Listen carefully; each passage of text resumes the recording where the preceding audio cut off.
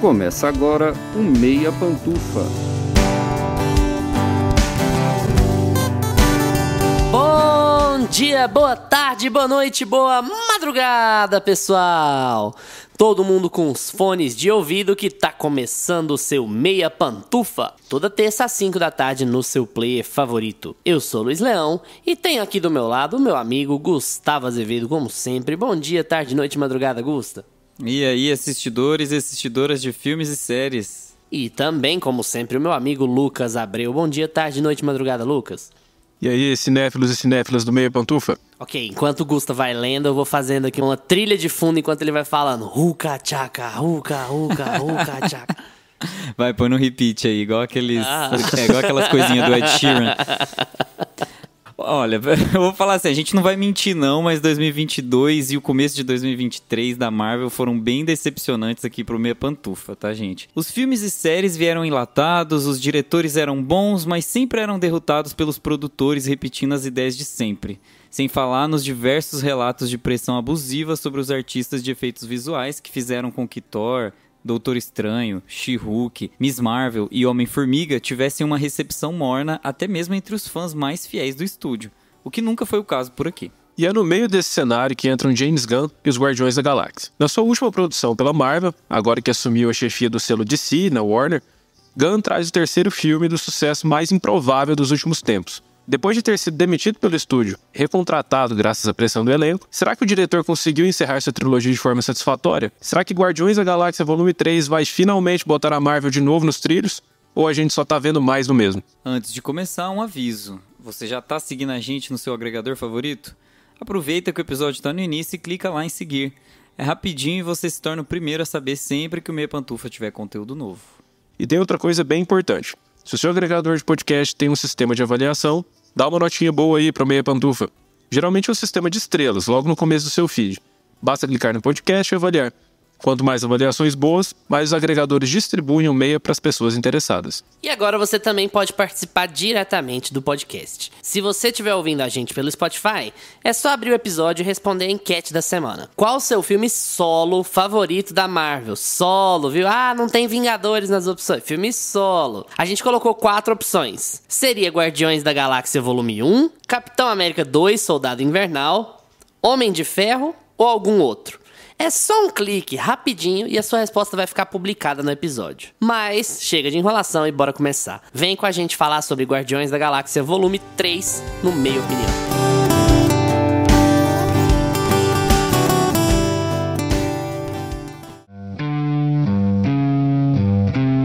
Meia Opinião.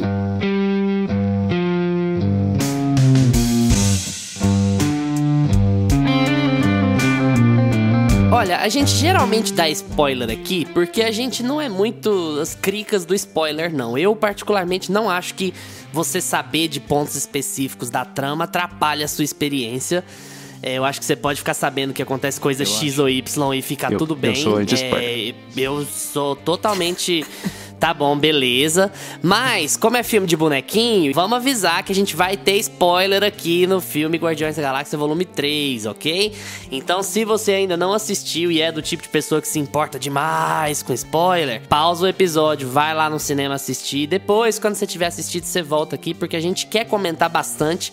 Porque esse filme dá bastante pano pra manga pra comentar, não só nos tópicos que tem dentro dele, mas no que ele indica pro futuro da Marvel, que é, querendo ou não, ainda o maior domínio do cinema de todos. Então ainda é muito relevante o que a Disney vai fazer ou vai deixar de fazer com a Marvel no cinema nos próximos anos. Por isso que a gente sempre torce para os filmes da Marvel serem bons, né? Porque como eles estão sempre em todas as salas de cinema mesmo, é melhor que eles sejam bons do que eles sejam ruins ou medíocres, né? E hoje a gente vai discutir se Guardiões da Galáxia se encaixa na primeira dessas categorias ou na segunda dessas categorias. Então, alerta de spoilers, vocês estão avisados.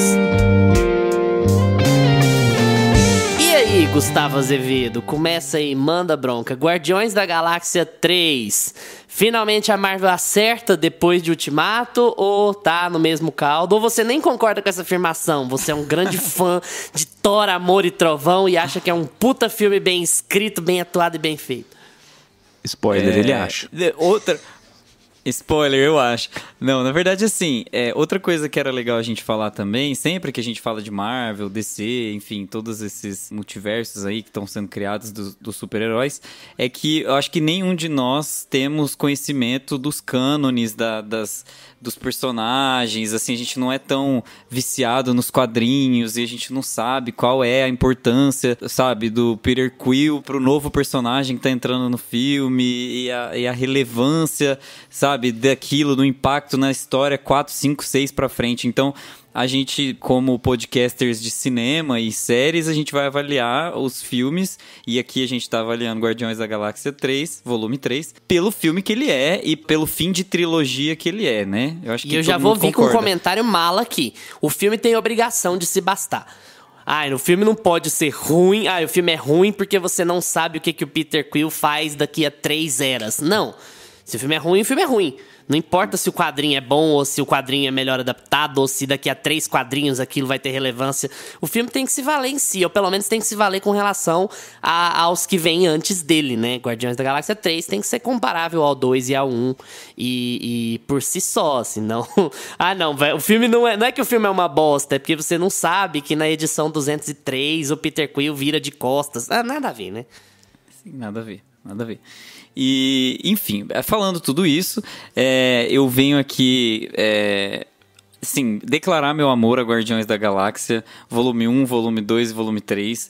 Eu acho que são os 3 melhores filmes da Marvel.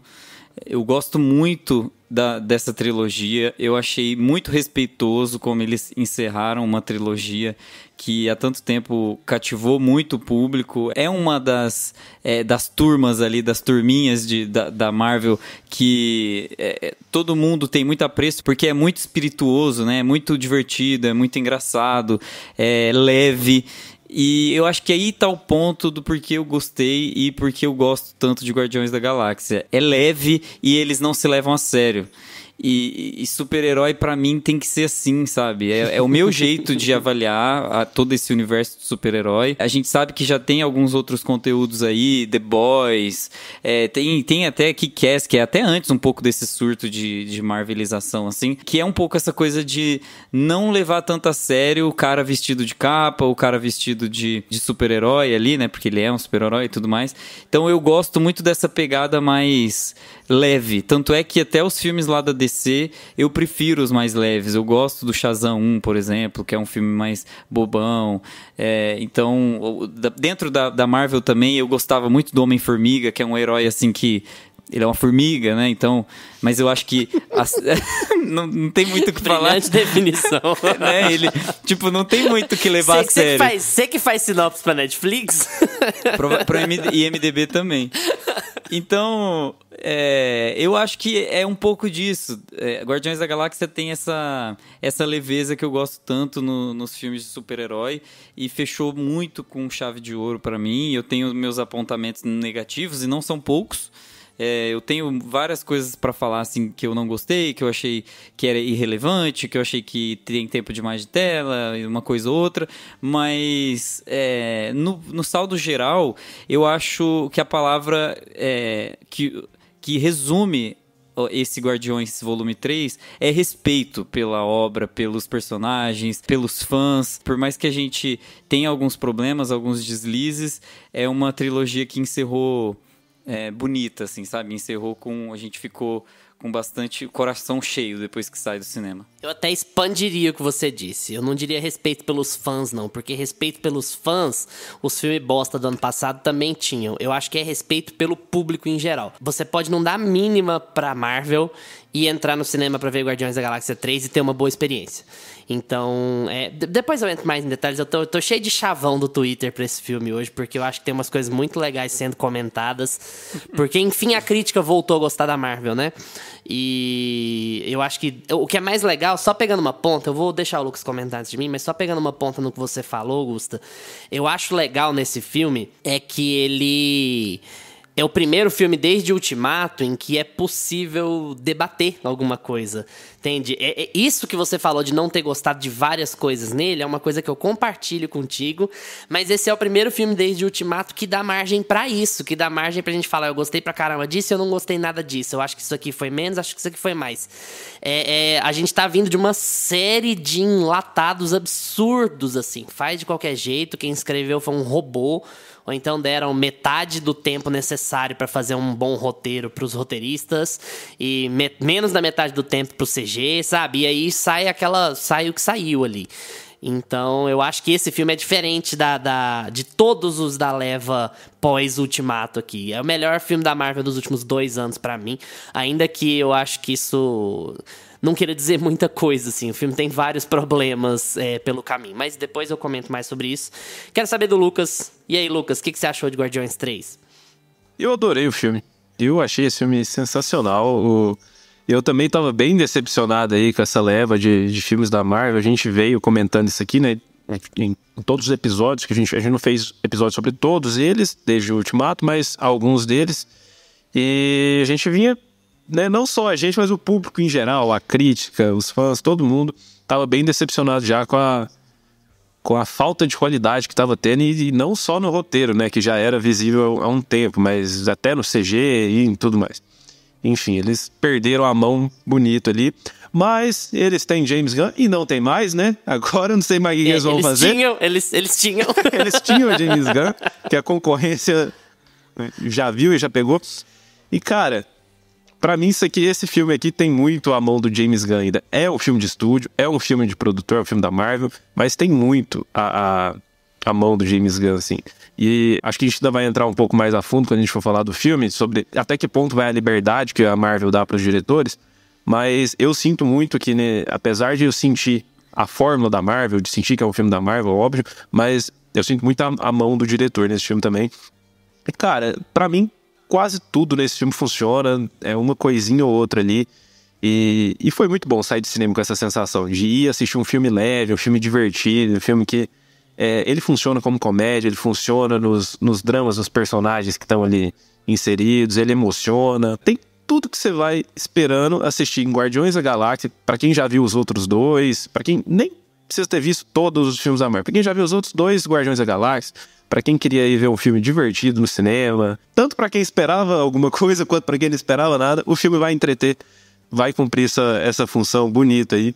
Pra mim é disparado o melhor filme da Marvel desde o Ultimato. É engraçado vocês falando sobre divertido. Eu não acho esse filme divertido. Eu acho esse filme uma ótima experiência de cinema, assim, mas ele é pesado. Esse filme é pesado. Ele é pesado, mas ele não tem muitos uma marra momentos divertidos, assim, sabe? É até engraçado que ele tem pouca coisa dentro da estrutura dele, dentro dos diálogos, não da estrutura, dentro dos diálogos dele, ele tem pouco daquela marvelização. São poucos os momentos da risadinha gratuita. Não tem risadinha gratuita no meio da ação. Sim. O que é um choque, uma loucura, assim. E então eu acho esse filme bem mais pesado. Eu acho esse filme bem mais, olha, vem aqui, você vai pegar uma jornada que é muito mais de dor do que de risadinha barata. Eu acho que esse filme é a antítese do Thor, Amor e Trovão. Não só porque ele não é engraçadinho demais, mas também porque Thor, Amor e Trovão, você dá suas risadinhas, mas é um filme preguiçoso. E aqui você não sente isso hora nenhuma do James Gunn. Você sente o James Gunn dando uma patada no próprio estúdio, sabe? Falando assim, olha, cara, vocês quase me demitiram. Agora eu vou virar o concorrente de vocês. Eu tô encerrando essa história. E eu vou entregar um filme de primeira aqui. Vocês vão dar os pitacos de vocês? Claro. E tem várias partes do filme que você olha e fala, não, isso aqui é Kevin Feige. Isso aqui não tem nada a ver com o diretor, nem com o roteirista. Isso aqui é Kevin Feige purinho. Mas boa parte do filme não. Boa parte do filme é James Gunn. Você percebe a mesma essência dos outros Guardiões e do Esquadrão Suicida e do Peacemaker.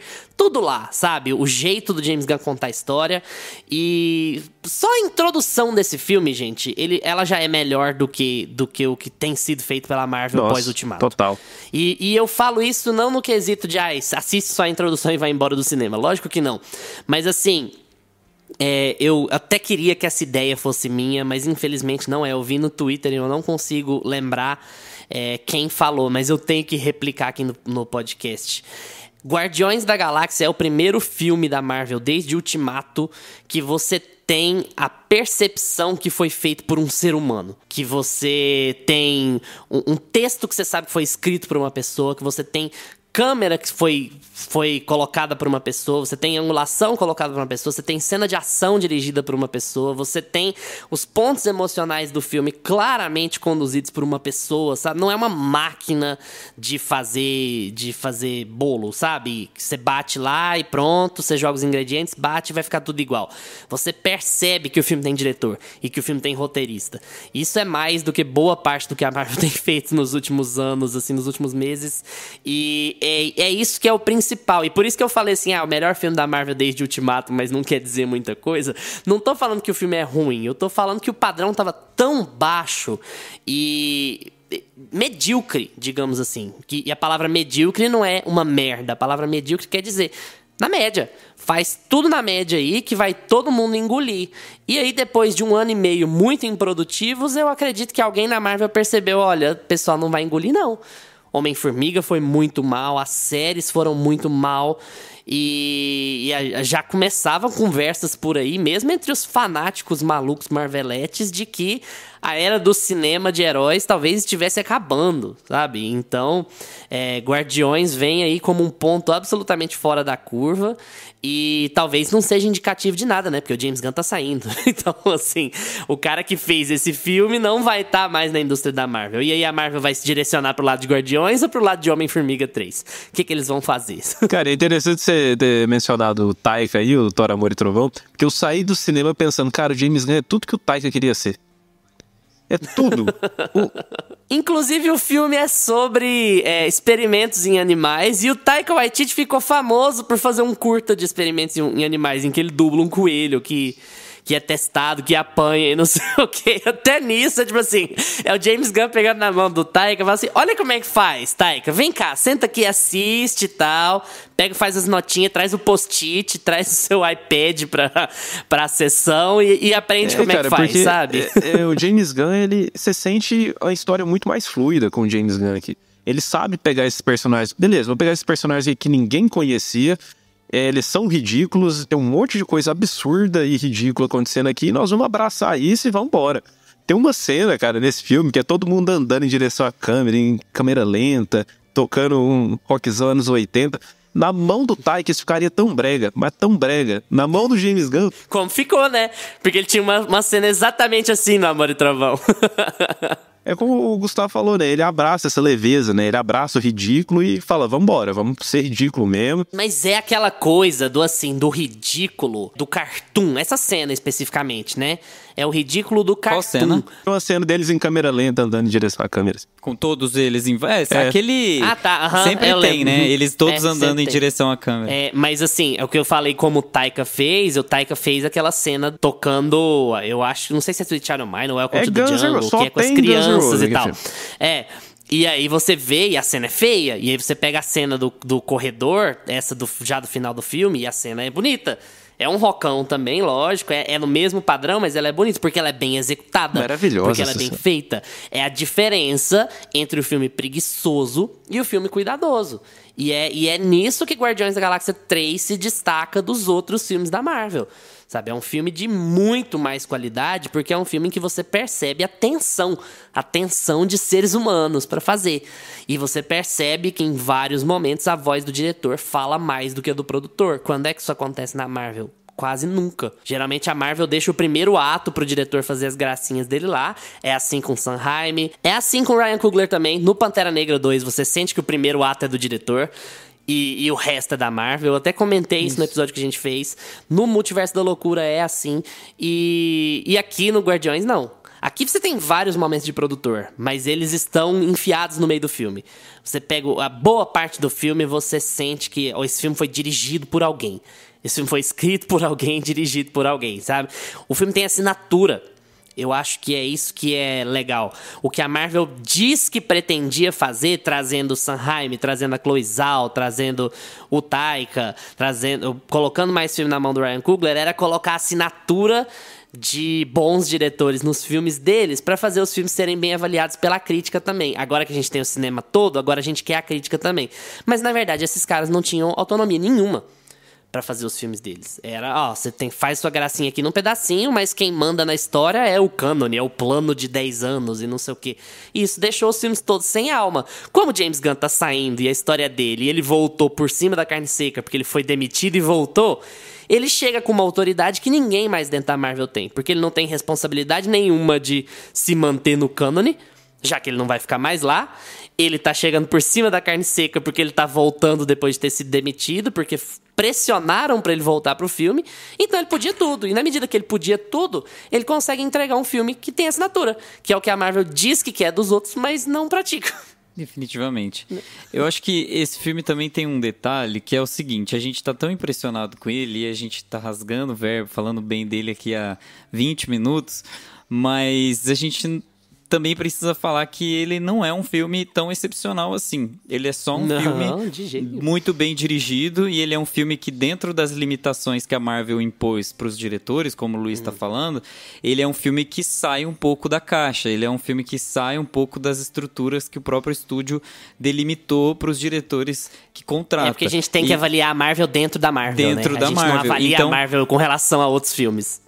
Exato. Então, quando a gente começa a pensar em uma estrutura de roteiro e você começa a analisar personagem a personagem, você tem um personagem que evolui nessa história. Você tem um arco. Ok, que é o arco de personagem mais importante pra gente nesse momento, porque é o único arco que a gente precisa saber a história, porque, assim... a gente não sabe a história do Rocket, né?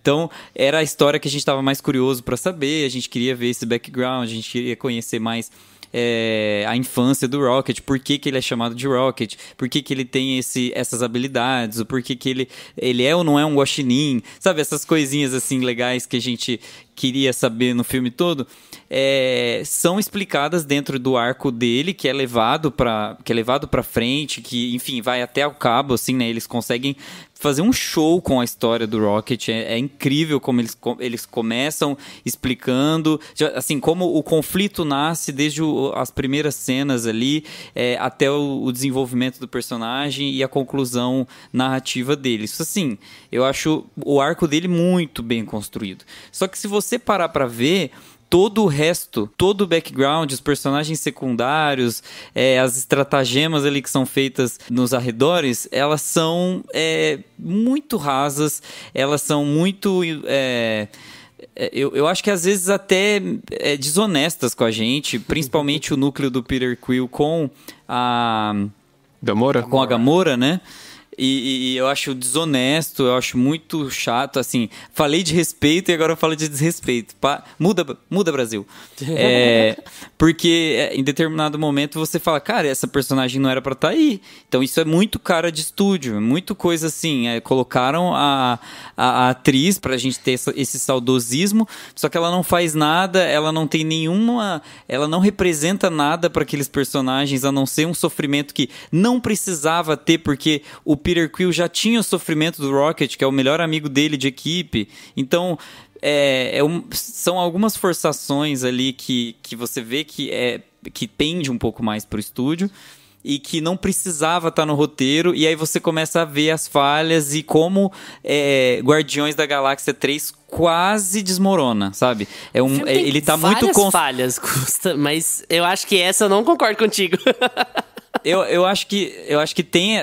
A gente pode discutir as outras falhas, mas eu acho que essa é uma das que eu apontaria. A gente tem personagens que são introduzidos e não muito bem trabalhados, outros também, mas o retorno dela principalmente me incomoda muito, porque você consegue perceber que é um jogo de marvelização, essa coisa de trazer atores antigos para poder construir uma... sabe, ficar amassando barro. Então, e Guardiões da Galáxia não... Quando chega no fim, você ainda sente um pouco desse engole seco, porque eles dão vários indicativos de que você pode perder, de que você está prestes a ter uma perda relevante, e não acontece nada. Então... Marvel. É bem, Marvel. exatamente. Então é bem essas coisinhas assim. A Marvel é uma areia movediça, muito, assim, uma areia movediça em termos de estrutura de roteiro e de originalidade. E eu vejo o Guardiões da Galáxia um castelo muito bonito construído em cima disso. Então, a partir do momento que você puxa o fio ali, que você, sabe, dá uma regadinha, pode cair tudo pra baixo. Então... Que metáfora linda. Sei que você devia ter escrito o roteiro de Thor, Amor e Trovão, ter dado uma ajudada lá pro Eu Taika. gosto de Amor e Trovão, falei. Por que Só eu não você. concordo contigo? Eu acho, Gusta, que com relação a Gamora eu não concordo contigo. Eu acho o filme muito problemático em outros aspectos, mas com relação a Gamora a gente tem que lembrar que a morte da Gamora não é uma decisão criativa do James Gunn. A morte da Gamora é uma decisão criativa do Kevin Feige ou dos irmãos Russo ou de quem quer que seja, sabe? Não é uma decisão criativa dele. Então eu acho que o retorno da Gamora, especialmente do jeito que foi muito bem feito. Especialmente porque ela não fica com ele no final. Ele não tá, tipo assim, na lógica do retcon, eu vou desfazer tudo que tem aqui. Eu tô abraçando uma decisão conceitual que não foi minha, o que é uma coisa muito Marvel, né? Porque é uma linearidade entre 20, 30 filmes que você tem que respeitar pra trabalhar com os caras. Então eu tô pegando essa ideia que não foi minha, de se livrar da minha personagem. Essa personagem só é famosa porque eu apostei nesse filme, quando ninguém conhecia esses Guardiões da Galáxia. Quando todo mundo achava que ia ser o primeiro flop da Marvel, eu fiz esse filme funcionar e virar um dos queridinhos do estúdio. E aí os caras pegaram a minha personagem e mataram ela pra fazer um núcleo à parte que não tem nada a ver com a minha história. E agora, o que eu vou fazer com relação a isso? Eu acho que o jeito que eles trataram de trazer ela e ela ser violenta e ela ser difícil e ela... Eu acho que o processo dela de reamadurecimento é crível nesse filme. E eu acho que o fim das contas de, olha, beleza, lógico que ela é uma pessoa que não namorou com ele, mas é aquela coisa de um amor que acabou, entende? E é muito poético nisso de, nós vamos encontrar aqui um equilíbrio, a gente vai conversar, a gente vai se querer bem, talvez, mas não significa que as coisas vão voltar a ser como antes. E isso pra Marvel, pro jeito que a Marvel acaba as coisas, é uma excelente reflexão, assim. Eu acho que a relação Peter Quill e Gamora é muito bem tratada nesse filme. O que eu acho ruim é praticamente todo o resto de coadjuvantes, pra te falar a verdade. O Drax é um alívio cômico que não tem função nenhuma. E é horrível o que eles fizeram com ele, sendo que o Dave Bautista tem falado abertamente que, tipo assim, ele quer fazer coisas mais sérias, ele quer ser as mais sérias assim, ele quer ser levado a sério, ele quer fazer projetos fora da Marvel, projetos em que ele tenha mais relevância, projetos em que ele consiga se apresentar como um bom ator e não como um poste, sabe? E aqui nesse filme ele é nada, ele é o cara que faz gente rir, quantas como sempre, vezes mas eles chamam nada, ele de né? burro, né? Então, assim, ele é o a Mentes, Dumb ali da nada, ele, nada, a Nebula, nada. Então, eu concordo com você com relação a todos os outros coadjuvantes. Eu acho que tem pouquíssimo desenvolvimento com eles, mas Peter Quill e Gamora eu gosto. E Rocket não tem nem o que falar, né? O núcleo do Rocket é fantástico nesse filme, incrível. Só o final, né, que é Marvel, assim, eu não vou fazer nada com você porque eu sou um guardião da galáxia. Vai se fuder. Mas assim, o final poderia ter sido um pouco menos anticlimático da relação dele com o autoevolucionário. Mas o arco do Rocket é maravilhoso e eu gosto muito do Peter da Gamora. Com relação ao resto, alívio cômico e vambora, tá? Cara, o Rocket é o protagonista desse filme aqui, né? O Chris Pratt ficou quase um coadjuvante aqui pra mim. Talvez por isso o filme seja bom. Cara, eu adorei, porque eu sempre gostei mais do Conseguiram Rocket. arrancar a atuação do Chris Pratt. Conseguiram fazer a gente se emocionar com o Chris Pratt chorando, cara. Sim, cara, O James Gunn é um mágico, é um mago. Porque o Chris Pratt, ele sempre foi, né? O líder lá, né? O protagonista da equipe, do filme. O filme é de equipe, mas ele sempre foi o protagonista, assim, claramente. Uhum. E aqui o James Gunn fala, beleza, já explorei esse personagem pra caramba, todo mundo já tem a simpatia dele, agora eu quero contar a história do Rocket. E eu sempre achei o Rocket muito legal, assim, do Guardiões. Até no meio dos Vingadores, ele sempre funciona. Ele sempre eles encaixam ele ali de um jeito que funciona muito bem. E, cara, a história dele, o arco dele, pra mim, ficou perfeito. Eu gosto do final. A gente pode entrar mais pra frente quando a gente for dar mais spoilers aí. Mas eu gosto do final que eles dão no geral, assim, pra história, pra equipe. E A Gamora, o que me incomoda é que ela é um pé no saco nesse filme, essa personagem. Ela é muito chata nesse filme. Meu Deus, toda hora que ela tá em cena, você fala, não, tá, a mesma discussão, ela tá lá pra fazer absolutamente nada. E é sempre uma discussão, né, que beleza, já teve essa discussão 2 cenas atrás, de novo. Mas, por outro lado, eu tô com o Luiz também. Eu acho que funciona, assim, como que o James Gunn tinha pra trabalhar, ele faz o melhor que dava ali com a Gamora, porque é a personagem... O mais óbvio seria simplesmente ele falar, o tempo passou, ela tá aqui com os Guardiões e o Peter Quill tá tentando reconquistar ela, e seria isso. O caminho mais fácil que ele tomaria. Ele tava com essa personagem na mão, ele tinha que fazer alguma coisa, e eu acho que ele fez a melhor decisão possível. Ele teve a melhor decisão possível. Ele desaparece com ela de tela. Some com essa mulher. Tem hora que dá vontade de sumir mesmo, porque o personagem é chata. Sabe por quê? Ela dá aquela impressão, Lucas, de... Sabe o cemitério? O cemitério maldito? Que você vai lá no cemitério de Pet Cemetery, você enterra o bicho lá, aí o bicho volta com uma personalidade diferente que você não gosta e você tem que lidar com ele e aquele bicho tá lá na sua casa te encarando. Aí, de repente... Total. Aí, tipo assim, você vai fazer o que com aquele bicho, sabe? Você mata ele de novo, esconde ele, faz alguma coisa, porque ele não... É como se ela não prestasse mais em tela, sabe? É como se eles realmente tirassem a alma... Eu tô fazendo muita metáfora hoje, mas é como se eles tivessem tirado a alma dela. E ela fala isso. Então, o James Gunn ainda, pra ajudar, ele fala assim, gente, olha, eu tô trabalhando com um defunto aqui e vocês vão ter que engolir. Por isso que eu acho que, pode até ter sido uma forma, um remendo, assim, uma forma que ele, sabe, trabalhou de uma forma boa, positiva pro roteiro do filme, conseguiu encaixar, mas eu engulo seco. Eu acho que ela não podia estar ali mesmo. Eu acho que ele consegue... Mas entendo todo o cânone. Ele faz o melhor que ele consegue ali. Eu acho que no fim das contas funciona, mas eu acho ela também bem chata ali no filme, sempre que ela tá. E os personagens novos? O vilão? Eu já ia puxar essa ponta. Eu tenho uma crítica impopular, sabe? Eu tenho certeza que essa crítica é impopular, baseado no que eu tô vendo com os outros. Eu não gosto da atuação do Chukwudi Iwuji com o Alto Evolucionário. Eu acho, assim, de um overacting tão desagradável. É uma gritaria, é uma pose. E ele ainda ficou com a parte Marvel do texto, né? Que é dominação mundial, a recriação dos planetas e aquela coisa. É, o nazista, né? Ele ainda ficou com a parte totalmente Marvel do filme. Então, assim... Nossa, ele tinha muito pouco pra trabalhar ali, sinceramente. E uma gritaria. E ele ajoelha e anda de 4 e sai se arrastando e não sei o quê. Eu achei tão chato. Cara, eu gosto. Chato. Eu já acho que ele funciona. Só que tá todo mundo adorando. E assim, como o Jonathan Majors se fudeu, porque aparentemente agrediu a namorada lá e agora tá sob processo e vão romper contrato com ele. E ele era só o ponto central dessa fase da Marvel. Já tem uma galera falando assim, vão inventar que o Alto Evolucionário é uma versão do Kang, de um multiverso, e vão colocar o Chukwudi de Kang pros próximos filmes, sabe? E talvez seja, né, uma solução, mas eu não fiquei nada encantado com a atuação dele nesse filme. E não é só porque ele tinha pouco pra trabalhar, não, mas overacting excessivo. Overacting excessivo é pleonasmo, né? Mas um overacting excessivo, pra você ter uma ideia, assim. Mas isso aí é teoria de fã, né? Maluco que fica teorizando tudo até sair o primeiro anúncio de qualquer coisa aí da Marvel. Mas eles compram as ideias. Aí eles vão demitir o Jonathan Majors e vão colocar de Kang o Ezra Miller. Misericórdia. Eu vi um meme lá que colocaram o Ryan Gosling como Kang, negócio assim.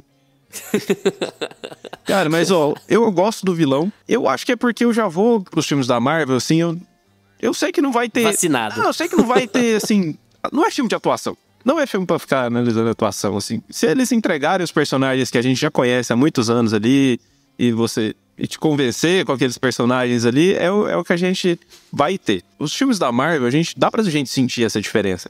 Que não são filmes que a gente vai pra analisar a atuação. Não tô jogando no lixo a atuação de quem tá lá, não. Mas, assim, ainda mais um filme como Guardiões da Galáxia, que você tem tantos personagens pra trabalhar. Então, até a questão dos coadjuvantes ficarem mais de lado ali, não serem muito bem explorados, eu até entendo, porque o James Gunn, nos outros 2 filmes, ele já explorou um pouco mais ali o Groot, já explorou o Peter Quill, né, nem se fala, a Gamora, a Nebula. Então esses personagens eles já têm um background, o público já tá familiarizado com a história deles, agora com a história do Rocket. Então o que sobra ali é o Drax e a Mantis ali que sobram, que realmente sempre foram coadjuvantes, só alívio cômicos mesmo, os dois ali. Mas eu acho que ele tem pouco tempo, né, pra explorar isso também. Não vai ser no último filme que ele decidiu, né, ele escolheu por contar a história do Rocket, né.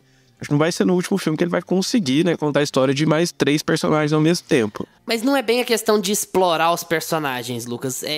Compara o Guardiões da Galáxia 2 com o Guardiões da Galáxia 3. Eu acho o 3 muito melhor. Eu não gosto de Guardiões da Galáxia 2, pra te falar a verdade.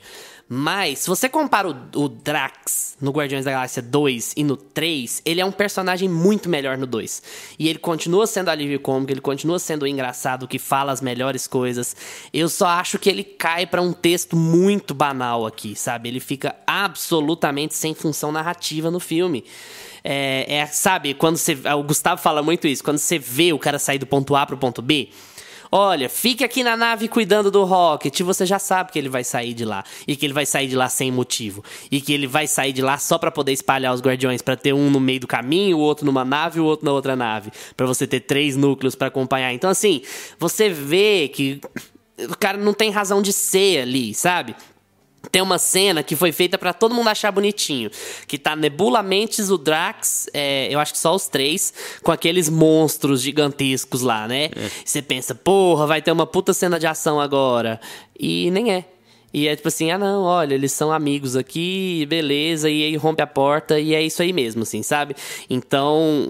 Você espalhou muitos núcleos e eu tenho que resolver tudo, então esse aqui eu vou resolver mais rápido que os outros, esse aqui vai ser tranquilo, sabe? Então ficou o personagem, assim como algumas outras coisas, ficou meio pra encher linguiça ali, sabe? No meio de um filme que tem coisas muito boas, tem uma história A muito boa e tem uma história B fraca, sabe? E aí a gente acha o equilíbrio no meio do caminho, porque a história A é muito boa, a história B é fraca. O saldo positivo que fica o filme é muito bem dirigido, o filme tem partes muito bem escritas, tem cenas muito emocionantes, e assim, verdadeiramente emocionantes, não só, sabe, um choro barato, vai fingir que vai matar um personagem aqui. Por exemplo, o que acontece com o Peter Quill no final do filme é sem gracíssimo. O que acontece com o Rocket é foda pra caralho. Você chora muito no cinema, sabe?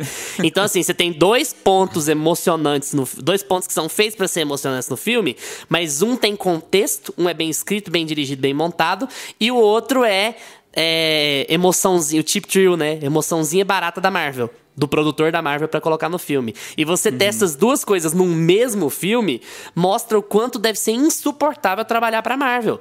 Porque o cara não pode ter ideia pra trabalhar pra Marvel. Ele tem que lutar pra conseguir botar as ideias dele, conseguir botar a estrutura dele num filme da Marvel. E aí, toda vez que a gente for falar de um bom filme da Marvel, que é o caso desse, a gente vai falar de um bom filme da Marvel descascando um monte de partes do filme. É sempre assim, sabe? É sempre assim. E você sabe exatamente onde estão os problemas apontados pelo estúdio, assim, que a gente aponta por causa da mão do estúdio. O vilão do filme, o autoevolucionário, é aquele vilão nazista feito pra gente ficar com raiva dele mesmo. Assim, é o típico vilão que não tem 2 faces. Aliás, ele tem. Ele não tem nenhuma, né? Mas assim, ele não tem camadas, aliás, ele tem. Mas... eu consigo ficar a noite inteira aqui. Eu vou... assim, ele não é um personagem que tem... E é tão nazista que é o mesmo recurso do Caveira Vermelha, do Capitão América, lá dos primeiros... É o mesmo recurso, o cara tem uma cara falsa por cima da... A fonte de criatividade da Marvel tá secando, assim, num nível estratosférico, né? O alto extraordinário. Porque é um vilão super raso, é um vilão que desde o começo você já entende qual é a motivação dele, e aí você fala assim, tá, é isso, sabe? Não tem nada que te surpreende, assim, no final do filme ou no desenvolvimento, sabe? Vai ser difícil eles fazerem um vilão como o Thanos, sabe? Vai ser difícil eles construírem uma história de novo de um vilão que tem várias camadas, porque o Thanos também era muito nazista, esse negócio de, o Thanos era nazista aleatório, né? Ele queria só exterminar pra construir de novo do zero, mas assim, com um povo falhado e um povo normal no meio. Esse aqui já é tipo assim, eu quero escolher quem eu vou deixar vivo no universo, vou ficar selecionando, né? Então, mas na real mesmo, óbvio que o Thanos e o Loki foram os únicos vilões da Marvel que já funcionaram. E o Loki, mesmo assim, começou como vilão e já virou anti-herói, depois já virou herói. Então, sobra o Thanos. E hoje, depois da série, né? Assim, tá lá, né? Tá lá. Cara, mas no geral, a Marvel eu já vou descrente, assim, de vilão, cara. Eu acho que esse filme ele funciona muito bem como um filme dos Guardiões. Assim, vamos colocar um vilão lá porque eles precisam de um desafio, porque vamos colocar ele conectado à história, ao passado do Rocket, porque precisa ter um vilão pra eles enfrentar. Porque eu vou contar a história da equipe, eu vou contar a história dessa galera aqui. Diferente de outros, na DC mesmo a gente vê eles, no geral ali, tomando um outro caminho, né? Eles já exploram, eles conseguem explorar melhor os seus vilões ali, geralmente, nos filmes. Na Marvel, eles nunca foram muito disso, só o Thanos, porque eles realmente precisavam criar. Estamos criando 10 anos de universo aqui, o vilão tem que ser, no mínimo, ameaçador. Então... eu queria também falar sobre como esse filme, ele é claramente, e o James Gunn deixou claro, assim, dentro do roteiro, da estrutura e principalmente na finalização do filme, é um presente, assim, é um último presente dele pra Marvel. Ficou claro que ele tem muito apreço pela turma que ele trabalhou ali, pela equipe que ele trabalhou. Eu sinto, o Luiz até falou aqui sobre ver gente trabalhando, né? Ele tem uma visão muito humana, assim, de cinema, de produção. Dá pra sentir que ele passou a tocha, sabe? É como se ele estivesse num triatlon, assim, ele passou o bastão pra frente. Não me culpem pelo que vai acontecer depois. Exato. Então, eu sinto que tem muito esse tom de... cara, faltou trabalhar o personagem tal. Então, eu vou pegar esse personagem, eu vou atrapalhar o resto... Tudo que o Kevin vai falar pra gente estragar no filme, eu vou passar pros outros personagens, sabe? Tudo que tiver de errado... não tem essa impressão? Porque Kevin, tudo que eu tenho 8. Eu deixo você estragar 7, mas 7. Esse você deixa eu ficar com ele. E aí eu sinto que, assim, essa brincadeirinha do triatlo é um pouco assim, ele tem o Rocket pra trabalhar muito bem, ele faz o arco do Rocket muito bem desenhadinho e ele passa o bastão pra frente, ele passa o filme pra frente com o Rocket, porque a gente não tinha tanto... eu não sei se afinidade, porque afinidade a gente sempre teve com o Rocket, mas eu acho que o Rocket não era um personagem grande o suficiente dentro do universo da Marvel para tomar a liderança para os próximos filmes, para as próximas... E aí, agora... Gente, por isso que a gente faz o disclaimer. Eu não sei o que vem aí pela frente, eu não sei o que a Marvel vai aprontar com esses personagens, da quinta, sexta virada de universo que eles vão fazer, mas a sensação de filme unitário que fica é que foi passado o bastão pro Rocket para ele trazer essa nova cara, para ele trazer um frescor novo pra Marvel e ver se finalmente a Marvel se levanta desses tropeços, né? Mas eu vou te falar que eu não acredito nisso não, viu? Os caras bancarem uma franquia com um ator animado, baixinho, fazendo dublagem no estúdio, cara, nem tá em ação com os outros atores, nem tá em set e tal. Eu não acredito, estruturalmente falando, não acredito que os caras vão investir num personagem desse pra ser um chamariz, como é o Peter Quill, sabe? Eu acho que eles vão simplesmente ignorar o que James Gunn tá fazendo e trazer o Peter Quill de volta. O Peter Quill vai voltar e vai ser o líder de novo. Vai ser o Rocket vai ser um co-líder com o Peter Quill, mas assim, o Peter Quill, o Chris Pratt vai continuar sendo o central nos Guardiões sem o James Gunn, não tem a menor dúvida disso. Tanto é que no fim do filme, depois da cena pós-crédito, aparece Star-Lord Will Return. Não aparece Guardians of the Galaxy Will Return. Então, eu não sei, eu acho que eles podem seguir por um caminho aí que eles vão tentar. Mesmo que eles façam igual eles fizeram aí com a Gamora, coloca ali, ó, a equipe agora é o Rocket, nós temos esses personagens como os personagens principais, e joga o Peter Quill ali na trama pra falar que o Chris Pratt tá no filme também. Eu acho que eles vão fazer alguma coisa assim, pra meio que, até pra testar se vai funcionar. sem ele como protagonista mesmo, mas estando no filme, né? Até eles fazem isso um pouco com Guardiões da Galáxia, com o Thor, né? Lá, vamos deixar o filme na mão do Taika, vamos deixar ele fazer as graças dele aqui com o Thor, mas a gente sabe que ninguém gosta muito do Thor, vamos colocar os Guardiões junto? Lá no Ragnarok, a gente sabe que ninguém gosta muito do Thor, vamos colocar ele no espaço com a Tessa Thompson e com o Hulk junto? Então, eu sinto muito que eles devem fazer alguma coisa assim do tipo, sabe? Eu vejo muito eles fazendo uma coisa do tipo também, o Rocket junto com os novos Guardiões da Galáxia tem que resgatar o Peter Quill de alguma coisa. Não, é a cara deles. Eles vão enfiar o Chris Pratt. É porque o Chris Pratt é muito famoso, né, dentro do universo. Eles não vão querer perder o ator, mas eu acho que é possível sim eles colocarem um protagonista animado, talvez em uma série. Uma das possibilidades é a gente ter uma... Porque eles já fizeram do Groot, né, que foi muito boa, fez muito sucesso. E agora a gente tem a possibilidade deles trazerem o Rocket pra uma série. Inclusive eu veria, viu, uma série do Rocket. Depois desse filme, eu quero muito acompanhar mais do Rocket, porque o Rocket agora tá com mais sangue nos olhos, assim, né? Parece que ele ficou um personagem mais vivo. Antes ele era só nervoso, saía matando e atirando e destruindo tudo. E agora parece que ele tendo essa motivação e esse background, parece que fica mais fácil acompanhar o personagem. E tomara que não estraguem. Eu não veria não, porque pra mim as séries da Marvel parecem todas do Disney Channel. Depois de WandaVision, parece todas elas vieram do Disney Channel, assim. Acabou de passar iCarly e aí vai passar a série do Rocket, sabe? Um negócio que é feito de qualquer jeito, pra qualquer um. Cara, e como o James Gunn consegue fazer a gente se emocionar com esse arco do Rocket, né? Meu amigo, quando eu vi, eu tava quase chorando por causa do personagem CGI. O Gusta falou em alma, cara, e na alma da Gamora, no caso, mas eu acho que a diferença desse filme, tendo problemas ou não, é que esse filme tem alma. E pra mim, a introdução desse filme já disse isso antes, mas quero expandir. A introdução desse filme é um tapa na cara do que a Marvel tem feito. Porque... é um tapa na cara até de como a Marvel trabalha com áudio nos filmes dela, cara. Porque ele escolheu uma versão acústica de uma música mega depressiva.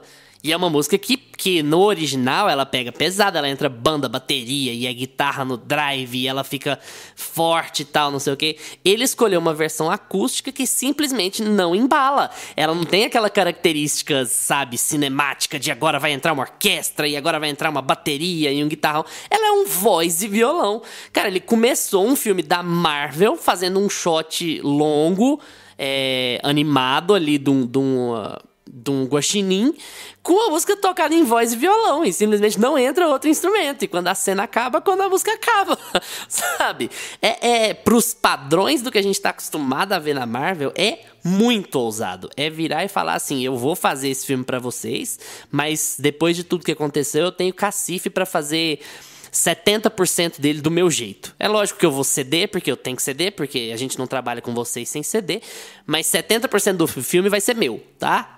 Aí, quando eu der entrevista, eu vou falar que o filme é todo meu, que eu não mudaria nada, lógico, eu sigo tudo que eu preciso seguir no contrato. Mas, filme da Marvel, você bate o olho e você sabe quanto tem do diretor e quanto tem do produtor, né? Não tem muita conversa. Cara, inclusive, mais uma vez, o acerto desse filme, né?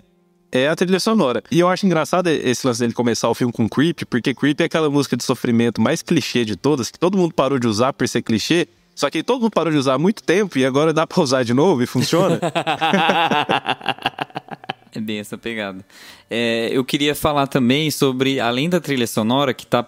Assim, esse filme eu acho que é o que mais tem música, né, gente? Eu não sei se pela duração, que ele é um pouquinho mais longo, mas ele sempre tem música e a música na maioria das vezes funciona. Às vezes é um pouco irritante, porque você fica assim, cara, não precisava de música aí nessa parte. Tem umas cenas assim que eu acho um pouco demais.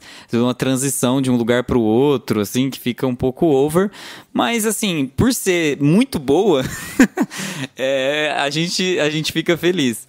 E eu acho que um dos últimos pontos assim que eu queria levantar é a estética do filme, porque uma coisa que me incomoda muito em filmes de ficção científica, e aí agora o Guardiões da Galáxia, ele é o filme menos realista da Marvel, talvez, ele é o filme mais Doctor Who, né, é uma coisa super pitoresca, de viagem de vários universos e criaturas diferentes convivendo, é aquela coisa meio Star Wars, né, também. Então, acaba que a estética é uma coisa muito perigosa, porque se você não tem dinheiro suficiente, fica pitoresco. Se você gasta muito dinheiro com uma coisa que tem que ser muito um orgânico, muito perfeito, assim, aquela coisa meio Duna, né, que é aquele orgânico super realista, às vezes fica muito estranho, porque fica mais terror do que divertido, mais terror do que cartoon, que é o caso de Duna. Duna é quase um filme de terror, né, você assiste as coisas, aqueles personagens que são organicamente construídos ali pra dar medo, pra trazer uma tensão. Guardiões da Galáxia não tem isso, as coisas são de um orgânico divertido e caro. Você vê que tem dinheiro ali naquela textura, você vê que eles misturam CGI com cenografia, com maquiagem, então assim, vai acumulando uma sensação de capricho do James Gunn que me ajudou a entrar no filme, apesar de ser tudo muito exagerado, e eles foram dessa vez muito por essa veia orgânica das coisas. Ela não tem tanta, literalmente, não é tão focado na nave espacial, na coisa plástica do sci-fi, né? Não é no 2001, é mais no Doctor Who mesmo. Então eu gostei muito de como ele adotou isso e falou assim, não, eu vou criar uma estética aqui particular, vou comprar essa ideia, vou entrar full nessa estética e vou apostar meu filme nisso. Eu gosto muito da estética do filme. E acho que dá pra perceber o dinheiro. É o filme que você assiste da Marvel que você fala assim, há muito tempo, né, a gente não percebia isso, mas se percebe o dinheiro ali, se percebe que o estúdio colocou grana e inclusive a gente depois pode falar do box office, que pode ser que não atinja o 2, né? Então, assim, a Marvel apanhou tanto que hoje a gente tá gravando, aí já faz uma semana que estreou o filme, e o filme tá com 300 e pouquinho mundial. 344. E Guardiões 2 fez quase 900 milhões de dólares. Então, pode ser que não consiga alcançar, ou pode ser que dê uma voada por causa da crítica também e do boca a boca do público, né? Vamos ver o que vai acontecer. Eu acho que no boca a boca ele tem chance de dar uma levantadinha, mas realmente, assim, não vai ser um fracasso, né? Já não é. Já é um filme que, obviamente, vai se pagar. Mas que deu uma caída, né? Comparado com o que são os filmes da Marvel, deu uma caída boa. Você falou do orgânico. Já é a cara do James Gunn, né? Na hora que entrou o Nathan Fillion com aquela roupa, aquele núcleo lá do Nathan Fillion e aquele planeta, como é que aquele planeta é? Eu lembrei do Esquadrão Suicida na hora. O James Gunn tá nessa onda de ser tudo meio orgânico, meio ceboso, né? Meio, sei lá, um Cronenberg for Dummies, sabe? É legal pelo ridículo. Legal. Eu acho que é a ideia de que é legal pelo ridículo, mano. Porra, isso aqui é uma história é um filminho de boneco. Vocês levam a sério demais as coisas. É um filminho de boneco. Vem assistindo um filminho de boneco, beleza. É impressionante a infantilização do público também. E aí a gente tem que bater na Marvel por causa dessas coisas. Como a Marvel infantilizou o público. Tem gente dando chilique, decepcionadíssima com a Marvel, porque tem um fuck no filme, escondido lá no meio, sabe? Cara, sério? Tem gente fazendo isso? Você tem 38 anos, meu amigo. Você é contador. Desconfia, sabe? Pelo amor de Deus. Você vai ficar morrendo porque tem um xingamento, porque um filme tem tesão, sabe? Eu já vi várias críticas da Marvel e os caras têm razão. Como ninguém na Marvel tem tesão. E não é ter cena de sexo no filme. É tipo assim, ninguém gosta de se beijar, de se encostar. Você não sente paixão nos personagens. Você não sente que eles têm conexão com nada, sabe? É tudo muito seco, tudo muito pasteurizado na estética, nas escolhas, no contato entre os personagens. É bizarro como os caras fazem isso e de novo, aí você vê uma coisa como Guardiões da Galáxia 3 e você vê cenas como aquela cena inicial ou aquela cena daquele corredor que eles estão todos batalhando, ou a cena da quase morte do Rocket, que é bem Harry Potter, assim, me lembrou muito daquela do Harry, até o ambiente, assim, né? Você vê essas coisas e você fala, porra, finalmente um filme bom da Marvel, mas é impressionante como é pouco, né? Como, tipo assim, o padrão é tão enlatado que você vê essas coisinhas que são boas, mas que são coisinhas dentro de um filme e você fala, nossa, agora sim, um filme bom da Marvel. Eu acho que tem tanto espaço pra, sabe, progredir, ser mais, e ser um pouco mais ousado, ser um pouco mais, sei lá, conectado com o mundo, sabe? A gente vive deixar uma coisa menos infantilizada com as coisas, sabe? E nisso eu vou ter que concordar com uma pessoa que eu odeio, que é o Zack Snyder, sabe? Às vezes você precisa ter um pouco mais de peso nas coisas. Não é tudo... sabe, tudo do mesmo jeito, pasteurizado, de qualquer jeito. Um cara de 40 anos tá chateado porque teve um palavrão num filme. Pelo amor de Deus, que mundo é esse, sabe? Ah, não sei, eu não vi esse tipo de crítica, sabe? Isso aí, eu não vi ninguém fazendo esse tipo de coisa. Rolando coisa pra caramba na internet, nos Twitter da vida, pessoal. Não, deixa uma galera puta da vida, uma galera... Mas o James Gunn quase foi demitido. O James Gunn foi demitido por causa do Twitter. Então, tipo assim, você tem que considerar a relevância do que tá sendo dito ali de um jeito ou de outro, sabe? Ainda que tenha um monte de maluco lá, é público. Ainda que tenha um monte de maluco lá, ainda é público, sabe? E tem uma galera que, porra, tem muita gente que não tá aqui, que vai lá e fica chateado quando acontece uma coisa diferente, sabe? Tinha gente detonando o Doutor Estranho pelos motivos errados. Detonando o Doutor Estranho porque, sei lá, porque ela saía do espelho ou porque ela tava muito assustadora. Meu amigo, não. Era pra ser, né? Nossa. Eu tenho a impressão de que a Marvel, a culpa da Marvel tá muito nessa coisa assim... o entretenimento está sendo levado a sério demais. O entretenimento da Marvel em si está sendo levado a sério demais. E boa parte dos empregos da indústria, boa parte do dinheiro que está rodando na indústria é deles. Entende? Então, assim, quando você... eu acho muito o que o Lucas falou, assim... foda-se o que o cara tá falando também, deixa ele falar sozinho. Só que a partir do momento que ele começa a influenciar...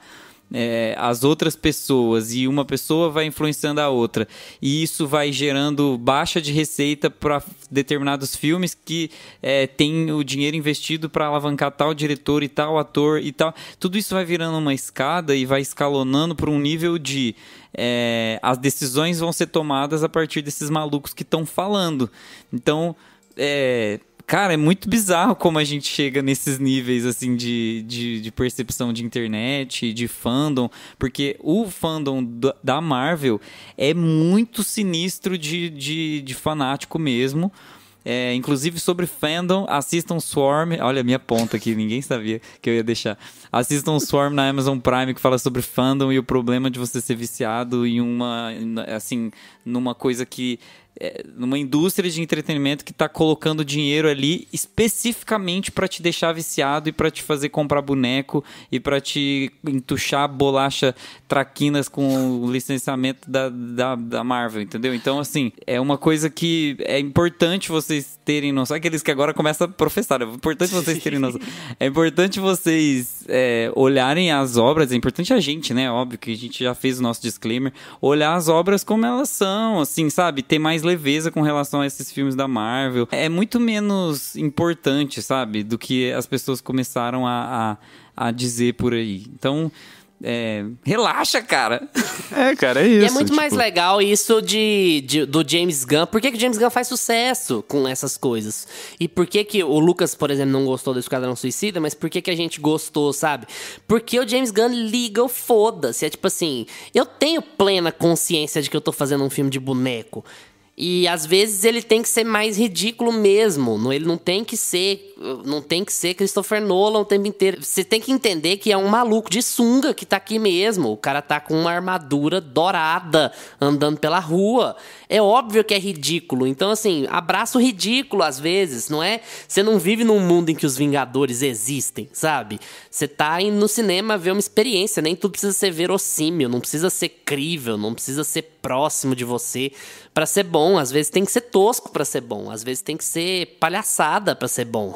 Não... Eu acho que o pessoal leva muito a sério mesmo. Assim, por um lado, tem que ter um certo peso ali, porque senão não se tornaria o grande universo da Marvel que se tornou, né? Ninguém se importaria com a história se fosse puramente James Gunn, se fosse puramente Guardiões da Galáxia, se fosse sempre um filme leve, se fosse sempre um filme engraçado. Então eles querem que as pessoas se importem com os personagens a ponto de criar um universo, tudo como eles fizeram aí ao longo dos anos. Mas eu tô com vocês, eu acho que às vezes ele... E não tô falando nem da Marvel em si, mas que a Marvel tem tido essa iniciativa de colocar ali, por mais que eu não goste do Thor, Amor e Trovão, mas colocar o Taika, colocar o James Gunn e dar uma certa leveza, assim, diretores que vão abraçar o ridículo, que vão fazer uma comédia com aquilo ali e que vai funcionar, cara. Não precisa ser sempre levado a sério. Eu acho que James Gunn, ele entende o que ele tá fazendo. Ele entende desse universo pra saber trabalhar com esse tipo de personagem, com super-heróis. A gente já viu tanto aqui quanto no Esquadrão Suicida, quanto no Peacemaker. Então ele sabe lidar com eles, ele sabe dar peso pra história, igual ele dá aqui. Ele sabe fazer a gente se importar com esses personagens, mas ao mesmo tempo ele abraça o ridículo e fala, gente, vamos se divertir aqui, vamos só ver um filme de boa. Eu acho o seguinte, se vocês começarem a dar muita moral pra Marvel, não vocês, Luiz e Lucas, nossos ouvintes, se vocês começarem a dar moral demais pra Marvel, o nosso podcast só vai ter esse tipo de conteúdo, entendeu? Então parem de dar moral só pra Marvel, que daqui a pouco o próximo episódio, 17 de maio, tá chegando. Aí depois tem Velozes e Furiosos, aí a gente vai ter que ficar cobrindo Velozes e Furiosos. Aí depois a gente tem que cobrir a série do Crepúsculo nova, que ninguém pediu, eles fizeram, porque anunciaram Harry Potter. Transformers novo aí, ó. Tem Transformers novo que a gente precisa cobrir também. Então, assim, vai começar a ficar desesperador pra mim, porque eu não quero gastar esse dinheiro no cinema com esses filmes, entendeu? Eu não quero nem ver o filme. Então vocês podem começar a ver outras coisas que a gente traz aqui no podcast, entendeu? Ouçam minha pantufa. Vocês sentiram uma vibe meio... Porque assim, o James Gunn tá se despedindo aqui, né? A gente sente no filme que é uma vibe de despedida tanto dos personagens quanto dele, né? E eu acho que no geral ele consegue encerrar assim a trilogia, né? Como um todo. Vocês sentiram uma vibe meio Friends, meio How I Met Your Mother, assim? De tipo, a gente tem um grupo de amigos aqui... que passaram por essa fase aqui da vida juntos e agora a gente vai ter que separar. Não é porque ninguém brigou com ninguém, não, mas é porque a vida segue. Eu senti muito ele fazendo isso, Acho muito bom cara. você ter falado isso, Lucas, porque assim, tem uma cena... Eu mencionei Community no episódio passado, vou mencionar de novo. Tem uma cena tem uma cena em Community na 5ª temporada e olha só o que acontece. Eu vou ter que explicar o contexto de Community, mas vocês vão ver que vai valer a pena. O criador de Community é o Dan Harmon. E aí o Dan Harmon, ele é demitido no final da 3ª temporada. E a NBC faz a 4ª temporada com outro showrunner, com outros roteiristas. E a 4ª temporada é uma bosta. Cai demais em audiência, o texto fica muito ruim, os atores estão desmotivados. E aí o que a NBC faz pra 5ª temporada? A NBC contrata o Dan Harmon de volta. E aí o Dan Harmon faz a 5ª e a 6ª temporada e a série acaba, né? E na 5ª temporada tem uma cena que eles estão lá discutindo se eles vão, vou processar a escola, não vou processar a escola, não sei o quê. E aí eles chegam a uma conclusão. O protagonista lá chega à conclusão, fala assim, não, vamos processar não, eu vou virar professor aqui, eu vou encontrar um novo caminho pra minha vida. E aí, tipo assim, cena de sitcom total. Eles começam aí com a câmera 1 a 1 nos outros personagens pra falar uma coisa assim, não, eu preciso descobrir quem eu sou sozinho. Não, eu nunca fiz isso aqui direito. Talvez eu devesse fazer isso de outra forma. Essa cena é igualzinha no Guardiões da Galáxia 3. Igualzinha. Eles chegam e põem a câmera 1 por 1. Você tá saindo? Não, eu vou sair também, porque eu preciso ser não sei o quê. Aí vira outra, não, eu preciso de você aqui, porque você é um pai, muito mais do que um guerreiro. Sabe, uma coisa meio novelão. Meio, é muito, assim, é muito. Sabe, muito Grey's Anatomy, muito The Young and the Restless, sabe? Avenida Brasil. Aí põe a câmera um em cada um, assim. Não, porque eu preciso descobrir quem eu sou. Você precisa? Então eu também preciso descobrir quem eu sou. Pra dar uma justificativa super apressada de por que aquele ciclo vai se encerrar, sabe? E esse é um dos pontos Marvel, total. Assim, eu gastei minha duração com outras coisas aqui, agora eu preciso espremer esse contexto aqui pra mandar a galera embora. Eu fiquei total... Não lembrei de Friends e de How I Met Your Mother, mas eu lembrei dessa cena de Community, na hora. Tipo assim, porque é idêntica. Depois eu vou mostrar pra vocês em off a cena. Vocês lembram? É igualzinha, cara. É muito contexto de apressa uma reação emocional aí pra gente dar uma sensação de encerramento aqui no rolê. Eu senti muito essa vibe da sitcom dos amigos que vai tomar outro rumo na vida e tá acabando e tem que ter um diálogo explicando isso. Cara, mas uma coisa que a gente não mencionou aqui e que a gente não ter falado 1 hora de Guardiões da Galáxia 3 e não ter mencionado isso, reforça o meu ponto que eu vou falar agora, é que pra que enfiaram o Will Poulter lá com Adam Warlock lá, aquele cara dourado. Não faz diferença nenhuma, aquele cara ali. Eu quero que o Gusta fale um pouco sobre isso, mas assim, só pra dizer, uma das poucas admissões que o James Gunn fez de receber influência da produção foi que ele disse que se sentiu um pouco pressionado a colocar o Adam Warlock no filme, sabe? Apresentar o Adam Warlock pras próximas gerações de filmes da Marvel. Então assim, eu não acompanho os quadrinhos, mas quando foi anunciado, a gente sabe aí que é um personagem super importante da Marvel, que usou as joias do infinito, dos Thanos e papapá. E aí, e de novo, o James Gunn pega ele. Vocês vão me dar ele? Então beleza. Eu vou pôr ele do meu jeito ali. Mas assim, eu senti ele muito jogado. Ele é o responsável por causar por começar toda a questão do Rocket ali, né, que segue com a trama. Mas podia ser qualquer outro capanga, qualquer outro personagem aleatório. O James Gunn ainda fez ele estúpido, né? Ainda fez ele estúpido. Chamou o Drax de estúpido, mas ele é disparado o personagem mais estúpido do filme. Deve ter sido de propósito. Então, assim, Vocês querem que eu apresente? Eu vou apresentar, mas eu vou apresentar assim, tá? Beleza? Então, assim, esse foi o ponto que mais me incomodou, assim, no filme, no geral. Porque todos esses outros pontos que a gente falou aqui, eu acho que a gente já tá cansado de ver nos filmes da Marvel, né? Então, é aquilo, né? O James Gunn, ele faz um bom filme, a gente nota uma boa direção, ele consegue contar a história que ele quer contar, ele abraça o ridículo, o humor funciona, o drama funciona, mas tem todos aqueles momentos Marvel, tem a fórmula da Marvel tá aqui, tem a verborragia, tem todas essas coisinhas aí que a gente mencionou. Tem aquela assistente lá do High Evolutionary que ela serve só pra falar pra ele: não, mas você não pode fazer isso porque os níveis estão muito altos, sabe? Cara,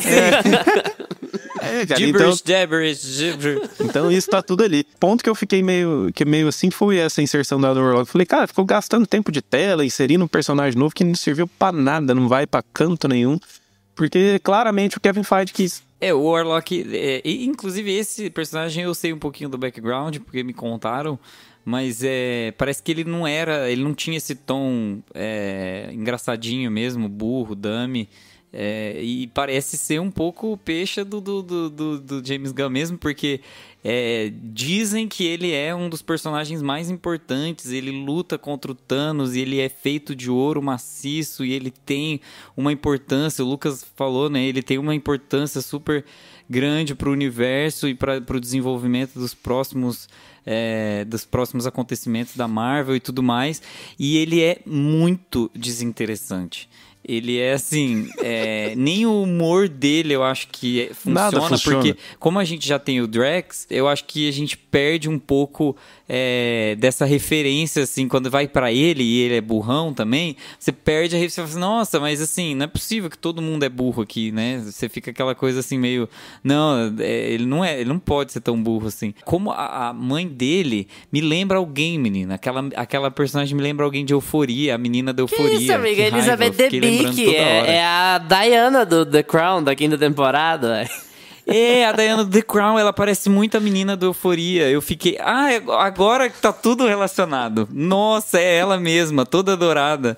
Pintaram de ouro mesmo, né? Porque lá no The Crown não deu certo. Não, e essa mãe dele, tipo assim, ele não sente luto pela própria mãe em tela, sabe? Ela tá lá, ela morre lá na explosão e acabou, e é isso. Ele só fica aquela cara de boba andando pra lá e pra cá.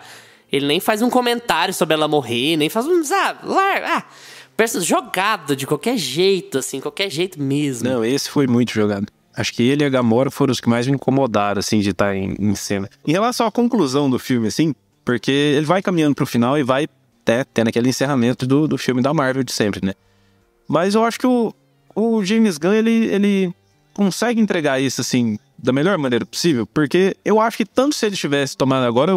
Grande spoiler aqui, gente. Acho que tanto se ele tivesse tomado a decisão de matar alguém, ia funcionar, quanto a decisão que não só ele, né, mas o Kevin Feige tomou de não matar ninguém, também funciona.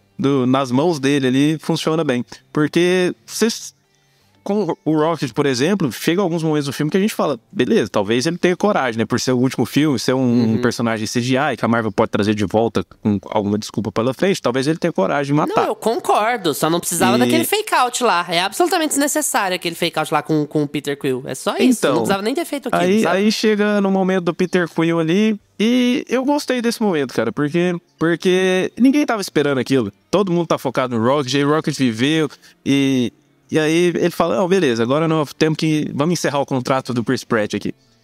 Aí ele dá aquela congeladinha, eu falei, vai morrer nada não, moço, filme da Marvel vai morrer ninguém. Aí ele incha a cara, aí eu falei, agora será se foi? Aí vem ali, aparece aquela cena que pelo menos rendeu uma cena bonita ali do Adam Warlock, a única coisa que ele prestou pra fazer um frame, um slide bonito, salvando o Peter Quill. A criação, né? O dedinho, assim. Na criação. Claramente a criação. Mas assim, eu acho que o James Gunn, ele pega ali o Kevin Feige deve ter falado, ninguém pode, não quero que você mata ninguém. A única exigência, voltou, faz o que você quiser aí, mas não mata ninguém, não. E eu acho que ele encerra ali com respeito o arco dos personagens, sem precisar exigir uma morte, deixando a gente ali com aquele gostinho ali de que viu o filme terminou feliz ali. Ok, eu particularmente detesto esse fake, eu acho, mata logo então mata ou não faz aquela palhaçada lá no filme, mas tudo bem. E pra mim, esse abracinho lá do final, depois que o Peter Quill tá já lá na nave, consegue se salvar, ele é praticamente aquele abraço lá dos irmãos de Succession, o segundo abraço, o falso. Tá? Quando eles estão lá no escritório e eles falam assim, vamos tentar recriar um momento feliz aqui, vamos tentar recriar um momento de união, e aí eles dão aquele abraço constrangedor. Gustavo, Toda semana dando um jeito de falar sobre Succession nos outros episódios, não vai sobrar nada quando a gente falar da final da temporada. Exatamente. Mas soa muito falso, porque como, assim, os personagens já esperavam, parece que transparece na atuação. Não sei, eu senti uma coisa um pouco meio phony, assim, meio falsa. Mas eu acho que o principal problema não é o desfecho nem do Rocket, nem do Peter Quill. Eu acho que o principal problema é o desfecho do vilão, que não é corajoso o suficiente e realmente frustra. Ele frustra porque o Peter Quill, por exemplo, podia ter vivido, porque realmente tem alguém que salva ele. O Rocket realmente tem alguém que salva ele consegue sair dali. O vilão não tem porquê. Não existe o porquê dele estar vivo, sabe? Assim, qualquer outro personagem poderia ter matado, alguma coisa poderia ter acontecido. Então, assim, é muito covarde. Isso aí eu concordo. Realmente tem cara de ter deixado ele na geladeira para resolver situações jurídicas com outros departamentos, né? Com outros filmes. Não, e esse filme aqui tem tudo que um filme de super-herói tem que ter, né? Porque, tipo, se for pegar a cartilha, o James Gunn, ele vai tão, assim, ao extremo de falar, beleza, é um filme de boneco, gente, eu vou fazer o filme de boneco. Ele salva animal, ele salva criança. O filme termina literalmente com ele salvando animais e crianças, gente. Que é algo mais, assim, super-herói que isso, pra você pôr em tela, assim, mais, né, escrachado. O que me incomoda na relação do Rocket com o Alto Evolucionário é que o filme inteiro é muito emocionante, muito tenso. Ele é feito pra você sentir uma raiva profunda daquele cara e do que aquele cara tá fazendo.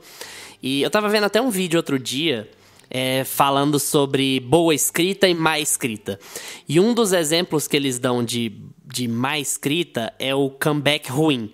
E todo super-herói, todo filme de super-herói tem esse comeback, né? A frase de efeito. Ele ouve uma afronta de um inimigo e ele tem que ter uma frase pra responder. Às vezes, a frase é do caralho. E aí a resposta e aí é foda. E aí o momento é incrível, porque a resposta é muito boa. Tem um bom exemplo. Hoje em dia seria um exemplo brega, mas quando aconteceu lá no Retorno do Rei, e baseado no Tolkien, era um baita de um comeback. Era o vilãozão lá que eu não lembro falando que no man can kill me, e aí ele morre e a mina tira o capacete e fala assim, I am no man. Tipo assim, considerando o Tolkien e o filme, é uma baita de uma resposta, sabe?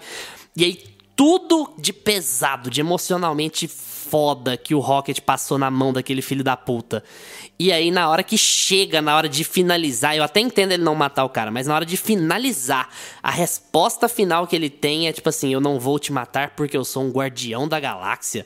Tipo assim, falar o nome do filme é uma resposta muito Eu só lembro daquele meme. É um momento muito broxante do filme, sabe? Ele podia falar tantas coisas, ele podia sair sem falar nada, sabe? Ele podia só virar as costas pro cara e sair, imagina que foda que ia ser. Ele podia falar assim, porque eu sou um animal, eu não vou te matar porque eu sou um animal. Tipo assim, pra querer dizer que ele é melhor do que o humano que experimentou. Tinha tantas opções. E a escolha que eles fizeram foi o cara falar o nome do filme no comeback e largar lá, sabe? É quase uma destruição de tudo que aconteceu antes tem do essas filme. coisinhas Aquilo aí, né, me cara? broxou de um jeito, assim. E é o que a gente falou no episódio inteiro, essas coisinhas, esses Areia pedacinhos, movediça. essas coisas. Marvel. Vamos fazer um exercíciozinho de futurologia antes de a gente encerrar, porque já passamos bastante do tempo aqui. Vamos lá, exercício de futurologia nunca leva a nada, só a frustração e a gente revisitar o episódio depois e falar, nossa, como a gente tava errado, hein? Mas eu gosto de fazer mesmo assim. Vocês acham que isso aqui é um bom sinal pro futuro da Marvel? Será que a Marvel vai voltar a ter filmes aceitáveis no sentido de bem feitos, né? Porque mudar a fórmula eles não vão mudar, mas assim, os primeiros filmes da Marvel eram bem feitos, os filmes da Marvel hoje em dia não são. Vocês acham que isso aqui é um bom sinal de que a Marvel vai voltar a ter filmes bem feitos ou é um ponto fora da curva? Vou começar com o Gusta.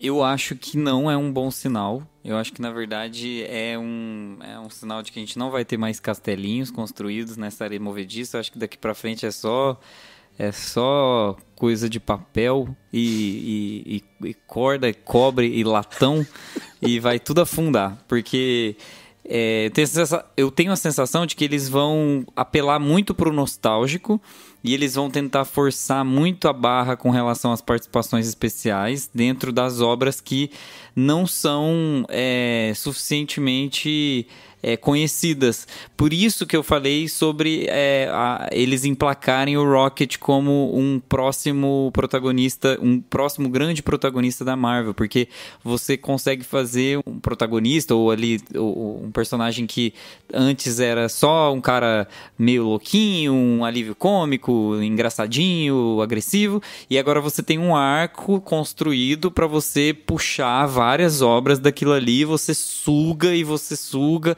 e você faz produto, e você faz produto, e faz participação, e você faz série, e você faz filme. Então, a minha sensação que ficou não foi... foi agridoce, porque foi um arco muito bem construído, o James Gunn passou o bastão muito bem pra frente, do tipo, olha o que eu fiz por vocês, sabe? Olha o que eu construí pra Marvel. E agora é com vocês. E eu não sei se a Marvel consegue ficar...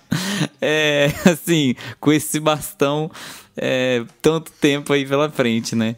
Vai entregar o bastão pra Marvel, assim, a tocha, né, olímpica, o fogo, a Marvel vai ficar segurando, assim, o fogo apagando, e ela tentando segurar. Igual a Disney tá fazendo.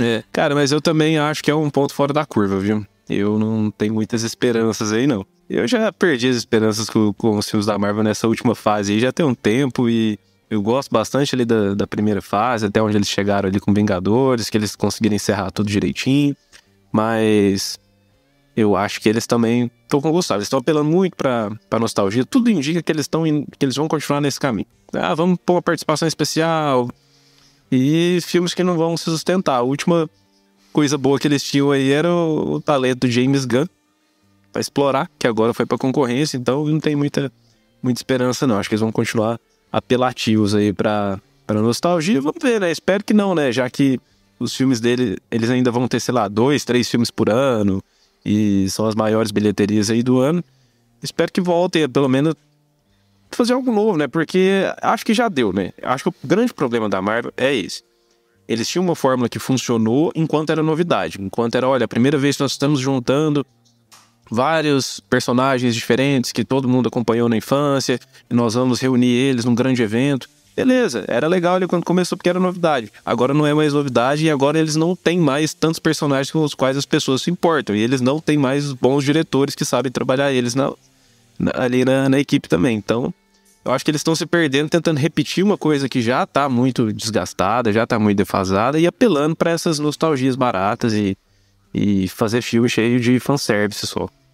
Então não tem muita Eles estão com mais esperança. medo de arriscar também, né? Porque hoje em dia é fácil a gente falar, mas o Homem de Ferro é um filme que a Marvel fez porque a Marvel fazia, eu perdi os direitos dele e ele era péssimo, ele era absolutamente desconhecido, ninguém tava nem aí. Os X-Men estavam com a Fox e o Homem-Aranha tava com a Sony, e que era quem eles sabiam que dava dinheiro. A gente tá com o quê? A gente tá com o Hulk e a gente não gosta do filme, a gente até finge que ele não faz parte do cânone até hoje, e a gente tava com o Homem de Ferro aqui. E aí o negócio funcionou. E depois com Guardiões da Galáxia eles já tinham muito dinheiro, mas aí foi na mesma linha. Quem são esses caras? E aí o filme foi funcionar. E aí você vê o alinhamento dos próximos filmes, das próximas grandes apostas da Marvel aí. É remake de Blade, é Guardiões da Galáxia o 28, é Capitão América 46, sabe, vamos reciclando quem a gente já tá consolidado, fazendo filmes piores, porque a marca já tá consolidada e o nome já vai levar pessoas no cinema, em teoria, né? Eles estão perdendo, o fato de eles serem um mega monopólio, né? Fez com que eles perdessem o brilho de vamos arriscar, botar grana pra caramba num filme desconhecido aqui, porque a gente aposta no formato, a gente aposta na direção e tal, não sei o quê. E filmes como Amor e Trovão fazem o Jon Favreau parecer o melhor diretor da face da Terra. Você vê o Homem de Ferro 1 e compara com Thor, Amor e Trovão e, porra, sabe, um é um filme, o outro é um amontoado de coisas, assim. E então a qualidade caiu drasticamente. Eu acho que é um ponto fora da curva aqui também. Infelizmente, eu acho que é um ponto fora da curva também. Eles vão continuar fazendo os enlatadões até que as pessoas se cansem de vez e eles tenham que trazer um ou outro mais bem cuidado, que vai funcionar melhor, filmes de maior ação e tal, não sei o quê. E não teria por que fazer também, né, gente? Vai ter o 11º Velozes e Furiosos agora, é o 10º Transformers. Então a galera não para. Não, o 10º vai entrar em cartaz agora, vai sair, vão fazer outro, já tá confirmado que vão fazer o 11º. É, o 10 parte 2. Como diria o Villeneuve, né? É o filme parte 2, parte 1. É a parte 1 da parte 2. Meu Deus do céu. Ai, gente, Duna é até legalzinho, mas essa marra do Villeneuve... Não, meu filme não é uma sequência, é uma continuação. Vai cagar, mano. Sério. Meu Deus. Vou te contar. Mas enfim, vamos voltar pra ponta aqui. Eu acho que é ponto fora da curva e vai continuar vindo um monte de enlatados. De vez em quando vai aparecer um ou outro que vai surpreender a gente, mas a máquina não vai parar. Os caras têm obrigação de produzir tantos filmes, tantas séries por ano. E é claro que quando você tem obrigação de produzir 8 conteúdos por ano, a maior parte deles vai ser ruim. Não existe, gente. A gente tá falando de coisas que levam meses pra fazer, meses de pós-produção, meses de gravação e você precisa fazer 8 num ano, mesmo estúdio, porque você precisa apresentar número pra chefia. Lógico que a maior parte do conteúdo vai ser uma merda. Então, é uma coisa que a gente tem que se acostumar e torcer pra de vez em quando aparecer um bom, assim, um que a gente ainda anime de ir no cinema assistir, sabe? De gastar dinheiro com isso. E eu lembrei de uma analogia aqui que eu vi, só pra encerrar, que foi até vou dar os devidos créditos aqui. Foi até o Otávio Gá que falou, eu gravei na cabeça essa analogia. Ele estava respondendo justamente um comentário sobre Thor, Amor e Trovão. Que a pessoa falou, olha, mas vocês criticaram tanto Thor, Amor e Trovão, mas ele tem as mesmas coisas, os mesmos elementos que tem aqui em Guardiões da Galáxia, que tá todo mundo elogiando. E eu acho que isso não serve só pra esse filme, isso serve pra fase inteira da Marvel dos últimos anos. Cara, você vai fazer uma comida, ela vai ter os mesmos ingredientes. Você vai colocar sal, mas às vezes pode ser que você coloque sal demais, pode ser que você coloque sal de menos. Então, os filmes da Marvel, eles sempre vão ter os mesmos ingredientes. Às vezes a receita vai ficar boa. Sempre vão ter sal de menos. Às vezes você vai acertar, às vezes você vai errar. E vão continuar tendo os mesmos ingredientes. É o que o James Gunn faz aqui. Ele pega a mesma forma e fala, beleza, é essa forma que eu tenho pra trabalhar? É isso que eu tenho, que vocês estão pondo na minha mão? Então eu vou fazer o melhor que eu puder aqui do meu jeito. E é o que a gente vai ter um ou outro, assim. Também tocou, assim. Uhum. Talvez tenha aqui, um tem uma pimenta de cheiro, assim, o outro joga um orégano, mas sal é sempre pouco, assim. É o público da Marvel tem pressão alta, não dá pra mexer nisso.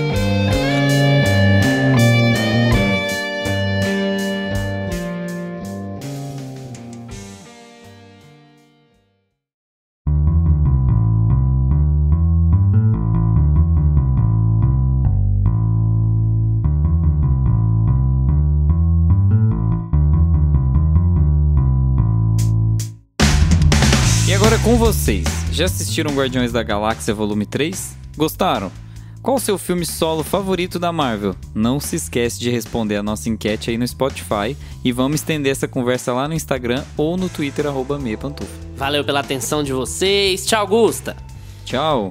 Tchau, Lucas. Tchau, galera. Lembrem-se de seguir a gente nos seus agregadores de podcasts preferidos. Spotify, Apple for Podcast, Deezer, Amazon Music. Terça-feira que vem a gente tá de volta com mais Meia Pantufa pra vocês. Tchau! Este podcast tem locuções de Lucas Meleiro e Carla Ribeiro. E edição de Luiz Leão.